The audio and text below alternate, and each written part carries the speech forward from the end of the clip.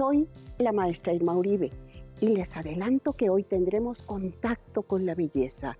Sí, con esa noción destinada a agradar a la vista, al oído y para cautivar su pensamiento. Les invito a disponer el ánimo para deleitarse, participar y aprender en esta sesión cuyo título es Para crear belleza, bastan las palabras. ¿Cuáles son las necesidades esenciales del ser humano para sobrevivir? Indiscutiblemente, protegerse del frío, del calor, dormir, alimentarse. El alimento nutre al cuerpo, pero la complejidad humana requiere también de otro tipo de nutrientes para nuestras emociones y pensamientos. Y este lo brinda el agrado por lo que percibimos y sentimos. Una de sus manifestaciones es la belleza. Hoy tendremos un acercamiento a ella. El aprendizaje esperado de esta sesión es: identifica la función y características de las figuras retóricas en los poemas a partir de un movimiento literario. El propósito es identificar el contexto histórico y social de los poemas que se leen y usar los recursos estilísticos en poemas. El aprendizaje promovido pretende, por tanto, recordar el vínculo existente entre la poesía y el entorno donde se produce, así como encontrarse con el conocimiento que nos permita advertir esos secretos escondidos que encierra el lenguaje figurado y que producen efectos cautivantes en la poesía. Y tal vez, después de este acercamiento, muchos de ustedes sientan el deseo y la curiosidad de escribir aplicando lo aprendido. Espero que así sea. Recuerden que los aprendizajes que aquí se promueven contribuyen en su formación y son aplicables a su vida diaria. La poesía es la primavera de la literatura, ha afirmado la poeta española María Victoria Atencia. Vamos a conocer un poco de los secretos de ese misterio escondido tras las palabras. ¿Me acompañan? Preparen sus materiales, su cuaderno, un bolígrafo y su libro de texto. También su ánimo. Estar contentos y con optimismo es abrir las puertas para lograr grandes logros. Aprender es una de las experiencias más humanas a las que aspiramos. Sin más, empecemos.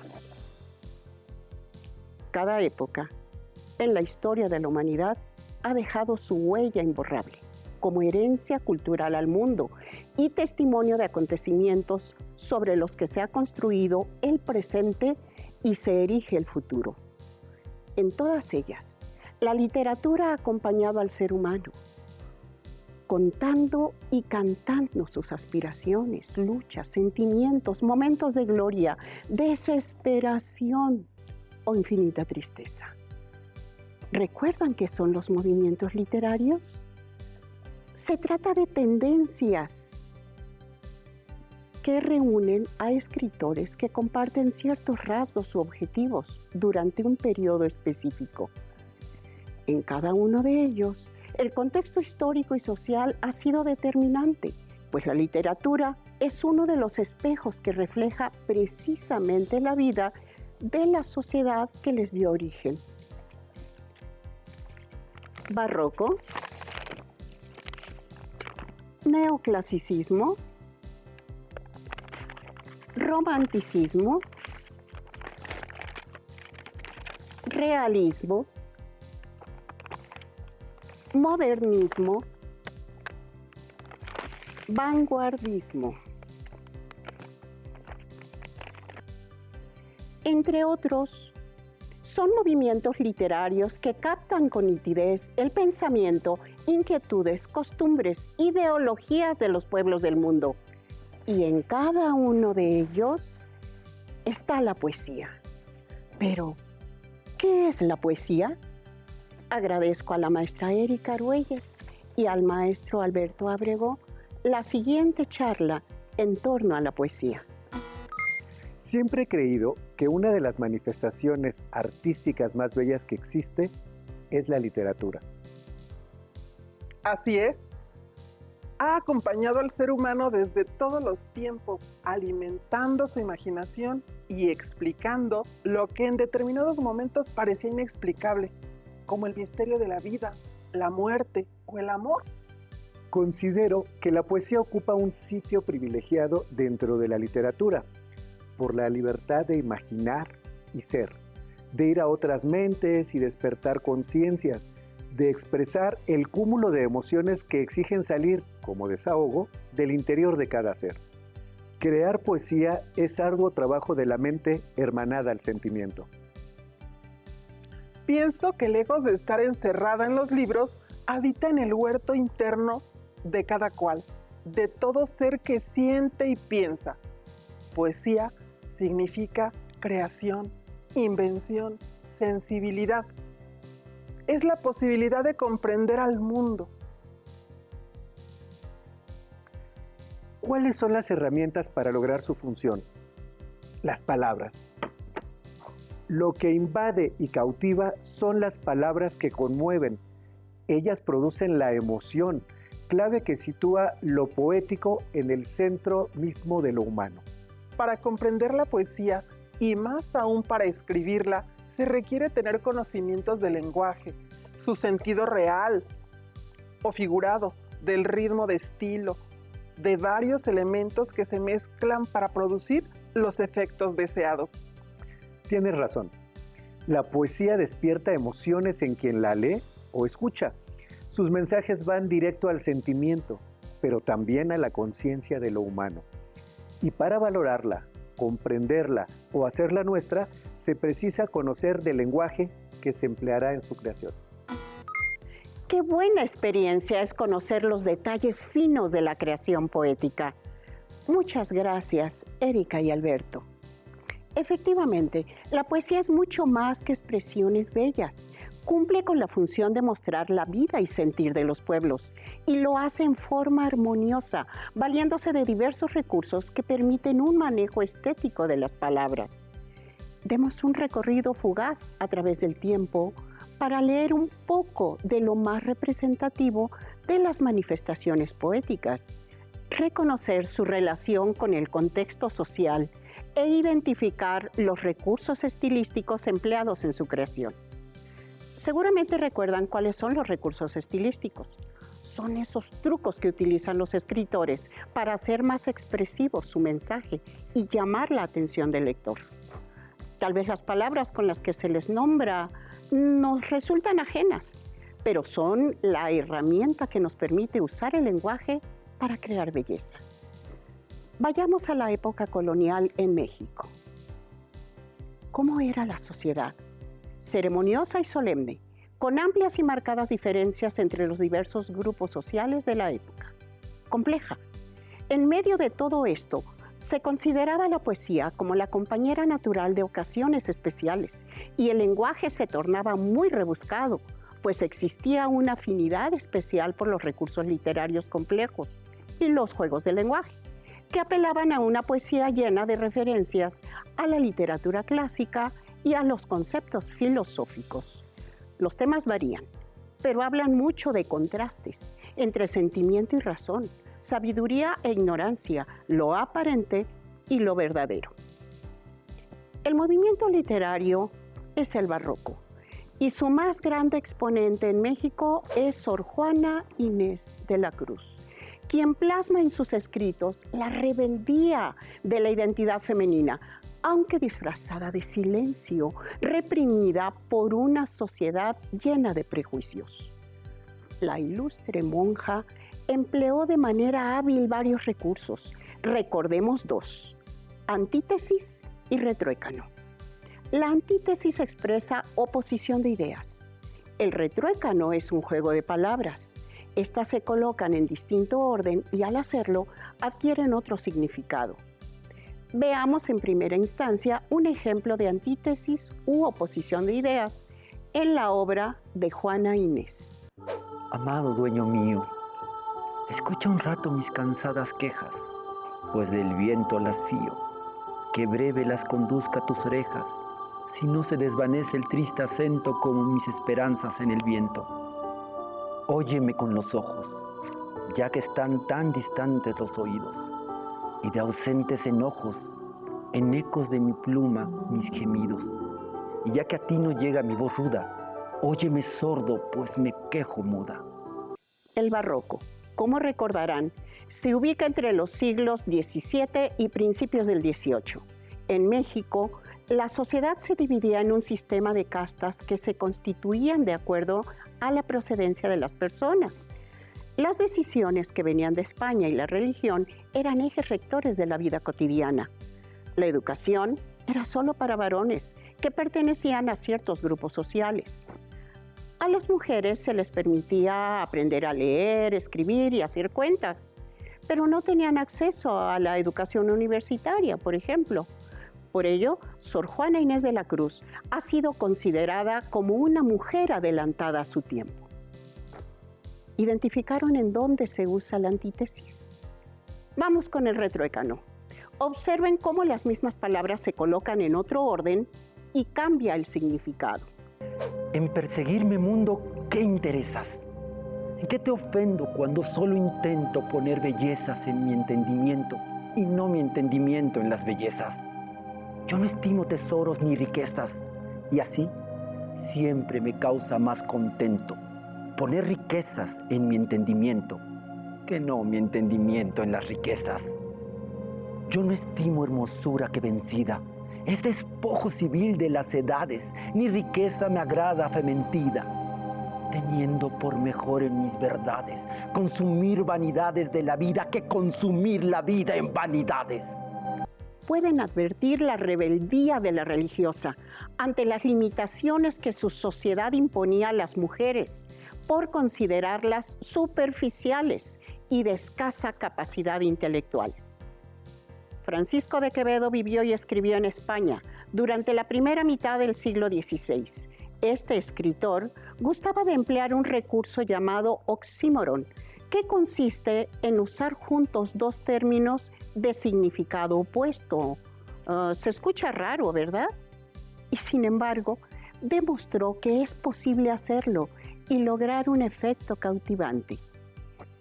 Observen cómo este poeta define el significado del amor desde el punto de vista emocional, físico y social, así como la dolorosa contradicción que produce en quien lo siente.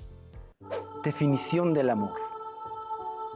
Es hielo abrasador, es fuego helado, es herida que duele y no se siente, es un soñado bien, un mal presente, es un breve descanso muy cansado, es un descuido que nos da cuidado, un cobarde con nombre de valiente, un andar solitario entre la gente, un amar solamente ser amado. Es una libertad encarcelada que dura hasta el postrero paroxismo, enfermedad que crece si es curada. Este es el niño amor, este es su abismo. Mirad cuál amistad tendrá con nada el que en todo es contrario de sí mismo. ¿Lograron detectar la presencia del oxímoron? Argucias del lenguaje que nos dan distintos ejemplos de belleza y asombro. Ya recordamos 3. Peguemos aquí antítesis,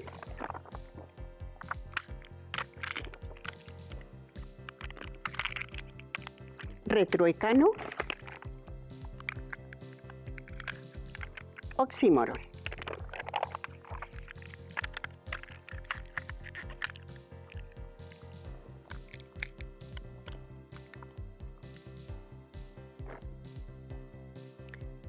Otro movimiento literario sumamente importante fue el romanticismo.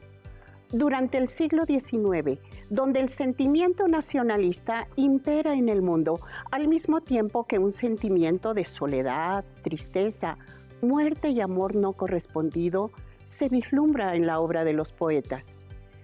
Por su parte, a finales del siglo XIX y principios del XX, en nuestro continente hubo un movimiento literario que se desligó del enfoque político y social para dedicarse a la creación de una atmósfera mágica, sensible, para sencillamente crear belleza y conmocionar al lector a través de las palabras, eliminando cualquier sentido utilitario, representó un cambio en la forma de percibir el lenguaje, la belleza, incluso la métrica de los poemas.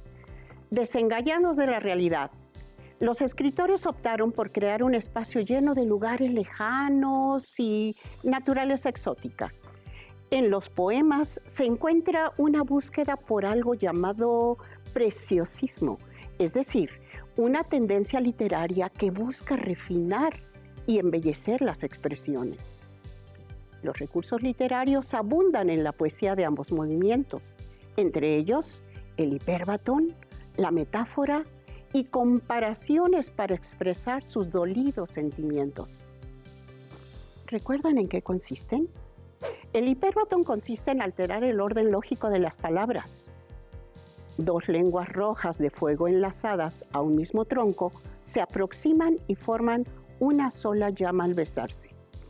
Empleando el hipérbaton, queda así: dos rojas lenguas de fuego a un mismo tronco enlazadas se aproximan y, al besarse, forman una sola llama. ¿Notan la elegancia que imprimió a la frase el hipérbaton en este fragmento del poema La rima 24 de Gustavo Adolfo Bécquer? Hablemos de la metáfora. Una metáfora es dar significado a algo o alguien con las características propias de otro ser. Por ejemplo, en este fragmento de Canción de la Muerte del español José de Espronceda, vemos que la muerte se alude en términos de una isla. Isla soy, del reposo, en medio del mar de la vida, y el marinero allí olvida la tormenta que pasó. Hablemos de la comparación. Una comparación es muy parecida a la metáfora. Generalmente en ella se emplea el nexo como para establecer esa semejanza. Por ejemplo, como un ave que cruza el aire claro, siento venir hacia mí tu pensamiento, como expresa José Martín en uno de sus poemas. Veamos este otro ejemplo del poema Gratia Plena de Amado Nervo. Ingenua como el agua, diáfana como el día, rubia y nevada como margarita sin par. La comparación es un recurso muy noble y sencillo. Su utilidad para lograr expresiones hermosas resulta innegable. Acompáñenme a leer este fragmento del poema Hojas secas de Manuel Acuña. Observa cómo se combinan hipérbaton, comparación y metáfora para dar belleza a las expresiones, al tiempo que expresan la soledad, el amor no correspondido y la muerte, características propias del romanticismo. Mi hojarasca son mis creencias, mis tinieblas son la duda, mi esperanza es el cadáver y el mundo mi sepultura, y como de entre esas hojas jamás retoña ninguna, como la duda es el cielo de una noche siempre oscura, y como la fe es un muerto que no resucita nunca. Yo no puedo darte un nido donde recojas tus plumas, ni puedo darte un espacio donde enciendas tu luz pura, ni hacer que mi alma de muerto palpite unida a la tuya.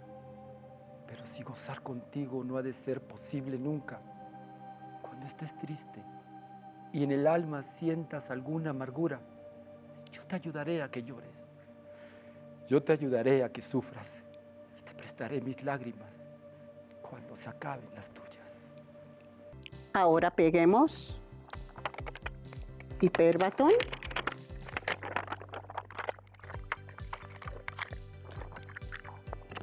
metáfora y la que nos falta, comparación.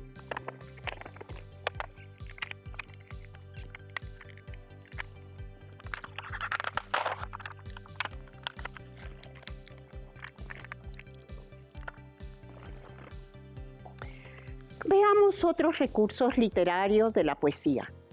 La personificación o prosopopeya, la hipérbole, la anáfora. ¿Las recuerdan? Que no les impresionen esos nombres tan raros. En verdad, son sencillas de usar e imprimen en las expresiones un toque de elegancia y ensoñación. La personificación o prosopopeya consiste en otorgar propiedades humanas a quien no lo es. Puede ser un objeto o un ser de la naturaleza. Todos la empleamos. ¿Han escuchado decir, el día está triste? ¿Qué querrá expresar la frase, el cielo llora? Leamos este fragmento del poema Autumnal de Rubén Darío e identifiquemos las personificaciones. En las pálidas tardes me cuenta una hada amiga las historias secretas llenas de poesía, lo que cantan los pájaros, lo que llevan las brisas. En este fragmento se advierte la atmósfera mágica propia del modernismo, en la que el poeta, abundante en detalles de la naturaleza, busca la inspiración, la belleza como el ideal anhelado. Ahora hablemos de la hipérbole. La hipérbole es una exageración con un fin estético. Como en la expresión, te regalo 1.000.000 de estrellas. Lean este pequeño fragmento de Rubén Darío del poema Canto de Esperanza. Un gran vuelo de cuervos mancha el azul celeste. Un soplo milenario trae amagos de peste. La tierra está preñada de un dolor tan profundo que el soñador, imperial meditabundo, sufre con las angustias del corazón del mundo. Verdugos de ideales afligieron la tierra. En un pozo de sombras, la humanidad se encierra con los rudos, molosos del odio y de la guerra. ¿Perciben la hipérbole? Una exageración que persigue captar la atención del lector y sumergirlo en sensaciones. Ideal modernista, aunque en este caso sea de una pesimista desolación. Finalmente, recordemos en qué consiste la anáfora. La anáfora es la repetición rítmica de determinados sonidos o palabras al inicio del enunciado, lo que crea musicalidad, como en este fragmento de Sonatina de Rubén Darío.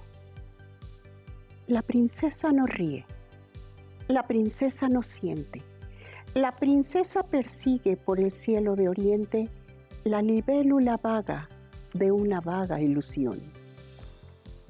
En el modernismo de México, Amado Nervo tiene un lugar destacado. Su sensibilidad y sencillez se reflejan en múltiples poemas dotados no solo de forma bella, sino también de gran contenido. Disfrutemos este poema que es muy conocido y les invito a detectar las anáforas. Muy cerca de mi ocaso yo te bendigo, vida, porque nunca me diste ni esperanza fallida, ni trabajos injustos, ni pena inmerecida. Porque veo al final de mi rudo camino que yo fui el arquitecto de mi propio destino. Que si extraje las mieles o la hiel de las cosas, fue porque en ellas puse hiel o mieles sabrosas. Cuando planté rosales, coseché siempre rosas. Cierto, a mis lozanías va a seguir el invierno.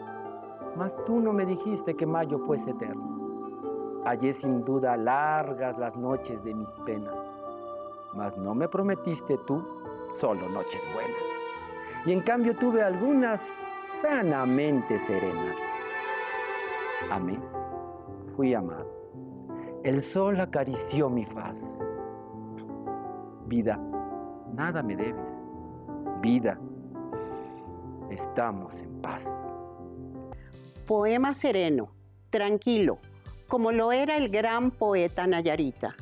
En él, con un lenguaje preciso y en tono personal, Amado Nervo expresa su agradecimiento a la vida.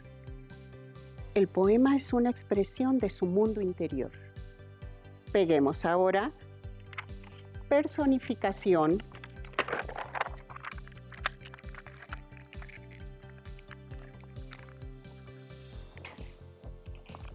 hipérbole,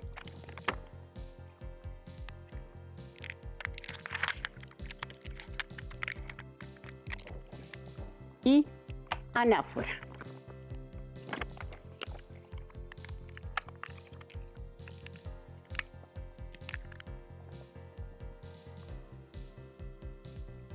Hemos recordado 9 recursos estilísticos empleados en la poesía en 3 movimientos literarios cuyos contextos históricos y sociales son completamente distintos. Es interesante analizar cómo va cambiando la forma en que los escritores crean sus poemas, dependiendo de la época, las condiciones sociales o simplemente por el estilo que impera en ese momento. En cuanto al empleo de los recursos estilísticos, todos se mezclan. Los hemos analizado separadamente para que pudieran identificarlos, pero en un mismo poema puede haber 2, 3 o más recursos, y es común que así se escriba la poesía, incluso en estos tiempos. Un recurso no es propio de un movimiento o de una época. Ahora piensen, conozco algunos recursos estilísticos o recursos literarios que se emplean en la poesía. ¿Puedo identificarlos? ¿Puedo comprender la relación que guarda el contexto social con la poesía? Estoy segura que sí. Así como el alimento nutre al cuerpo, también requerimos nutrir el alma. El arte contribuye a lograrlo y la poesía es magnífico alimento.